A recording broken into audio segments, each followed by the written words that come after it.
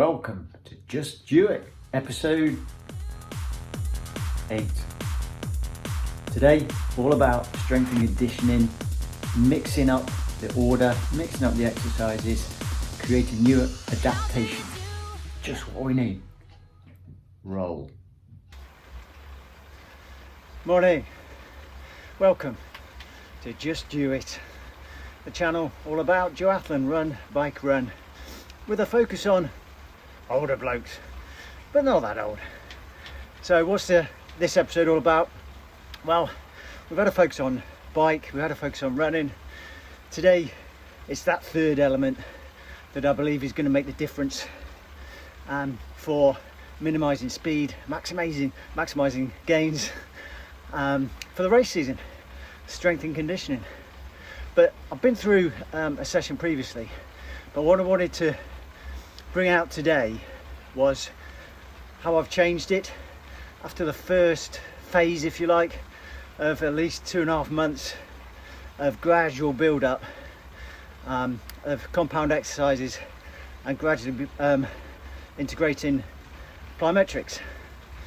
And I did an episode on pure plyometrics, and that kind of led me into splitting the strength and conditioning sessions.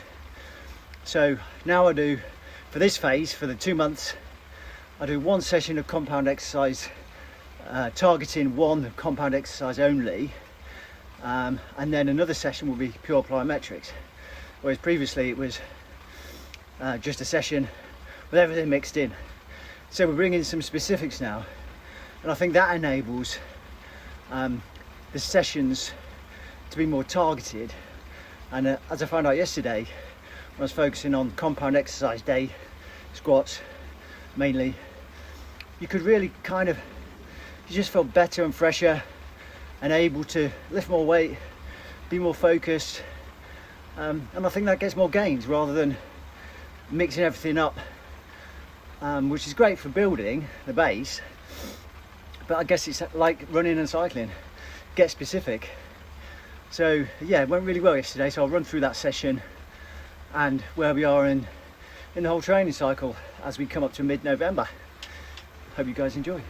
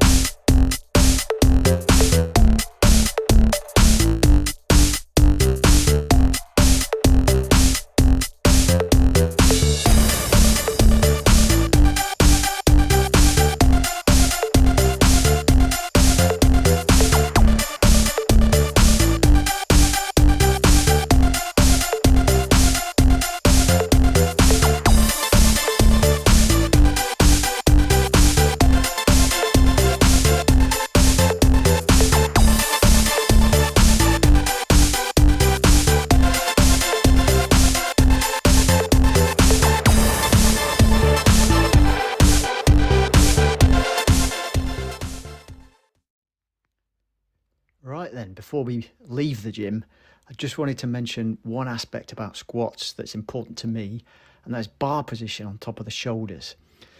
If you notice when I squat down, I kind of roll the bar slightly towards the rear, mindful of not dropping the bar or rolling it out of your hands. This tends to sort of square the bar away in a good position for me. And then when I drive up, I push up with the hands as though I'm doing a shoulder press. It kind of helps me plant properly for the squat. Thank you.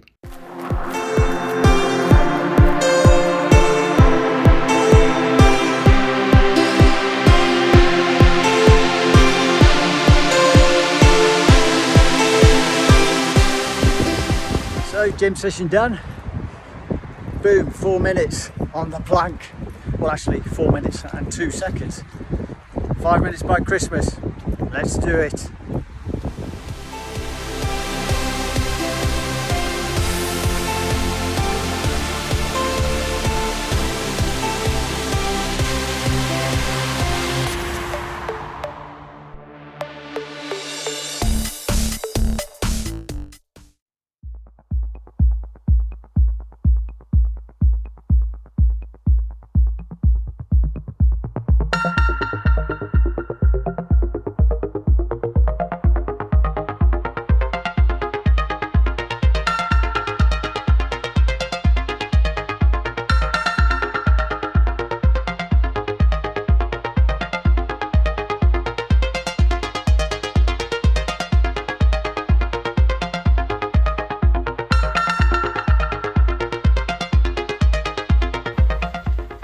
Morning team. So that gym session actually completed my 9-day cycle. I'll chuck the 9-day cycle up. Let's review it.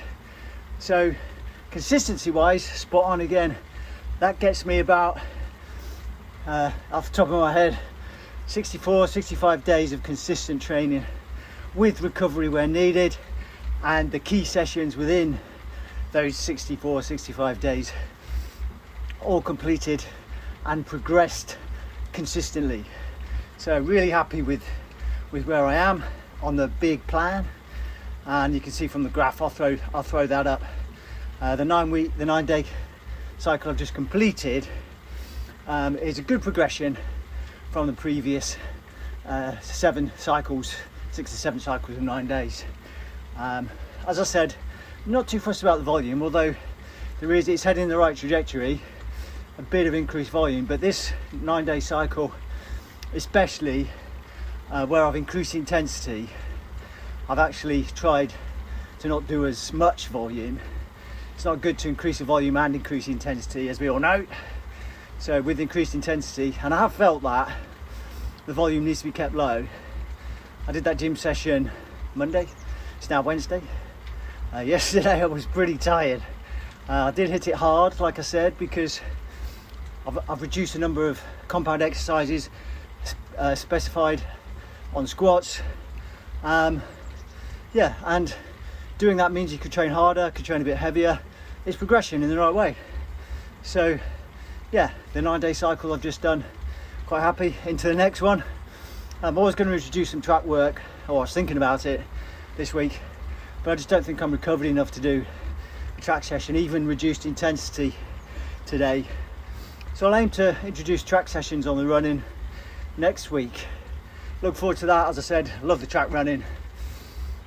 I've always enjoyed it, but it is quite taxing on the body, especially as you can get dragged away and go flat out and really come and hit some fatigue that affects your overall training for the next few days. I don't want to do that. I want to tease the progression and the adaptation, not wham it and then wait for days to feel better. So I will dial back the pace on the track sessions. Hold me to that when I report back, and hopefully it'll be a nice intelligent session and not a well, hey, let's go, and the legs are absolutely mashed, which has happened many times before. But yeah, I think I'm doing wiser things this time round. Let's maintain that thought and keep going. Okay, catch you later.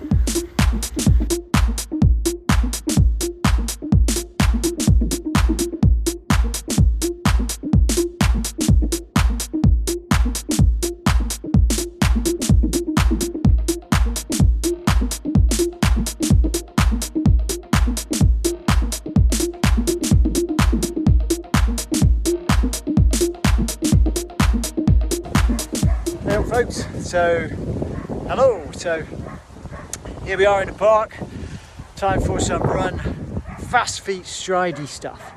I talked about consistency early on. This is vital along with the strength work to do this fast feet drill stuff. Well, I consider it to be vital. I think it really has helped me massively over the last sort of 18 months. So I'll try and get some footage of the fast feet drill stuff. Probably look like a ballet dancer gone wrong, but yeah, it's good to record it, good to have you along the journey with me, so let's go.